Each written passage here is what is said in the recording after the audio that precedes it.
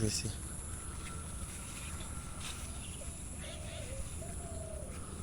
সকালবেলা চলে আসলাম গাছ থেকে ঢেঁড়স তুলতে।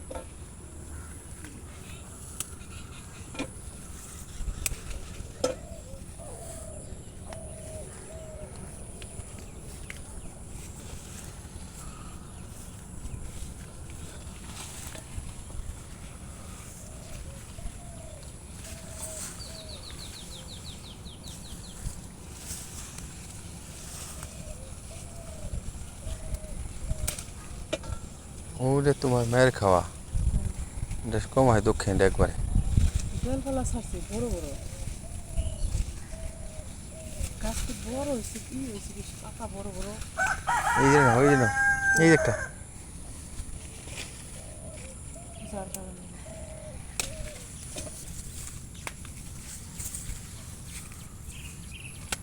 থাকবো দাও পরে কি না বাইরে যেতেছে।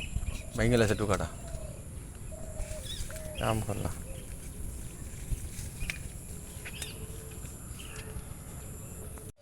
গাছে বড় বড় পুঁইশাকের পাতা দেখে জ্ঞান নেই, ভর্তা খাওয়ার জন্য স্থির। এই যে এগুলো নাও, এই যে এগুলো নাও, নিচের তা পুঁইশাক পাতার ভর্তা করা হবে সকালবেলা। এই পাশে বেশি বড় হয়েছে পাতা।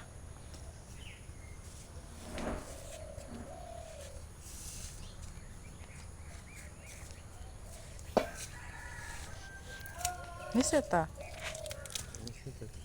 ওই যে বড় বড়,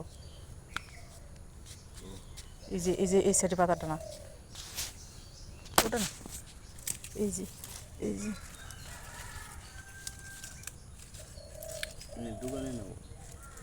না, ভর্তা এত পাতা লাগে না, ধরো।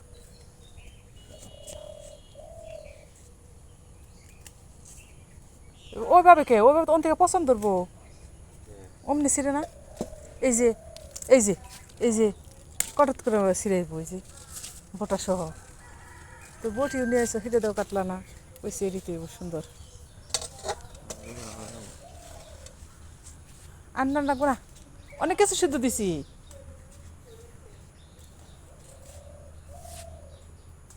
ছিঁড়ি দেখে ভালো লাগে আর ছিঁড়তেই থাকে, ওই সে আর লাগবে না। আর নেন না আপনি, দয়া করে আপনি খেতে পারলেই হবে। এক একটা পাতা দেখে এমনি ভালো লাগে।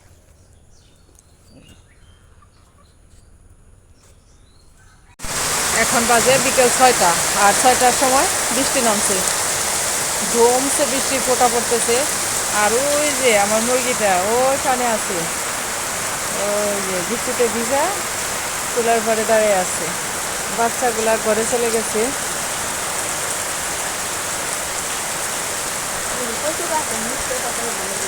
আবার কচু গাছের নিচে ওই জায়গায়, আমি ভাবছিলাম যে ঘরে চলে গেছে, যায়নি, কচু গাছের নিচে দাঁড়িয়ে আছে।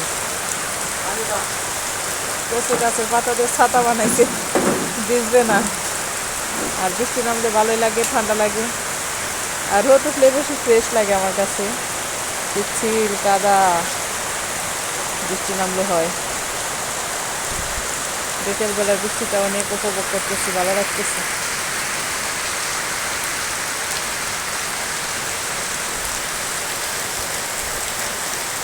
ঝুম বৃষ্টি।